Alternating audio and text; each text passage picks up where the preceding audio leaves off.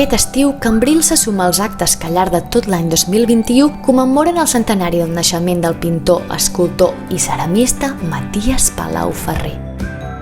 Així, el Museu d'Història de Cambrils ens presenta una exposició que ens apropa l'amistat i els vincles culturals que va tenir el pintor Palau Ferrer amb el poeta Jaume Ferran. Aquests es van conèixer a l'Ateneo de Madrid el 1957 i des d'aleshores van establir una amistat que duraria tota la vida. Palau Ferrer va viure uns anys a París i Jaume Ferran als Estats Units, però als estius, quan la família passava les vacances a Catalunya, Cervera, Montblanc i Cambrils eren els seus espais de referència. Jaume Ferran va dedicar poemes, articles i pròlegs al seu amic artista i, en paral·lel, Palau Ferrer va dibuixar l'esposa del poeta, Carmen Rodríguez de Velasco.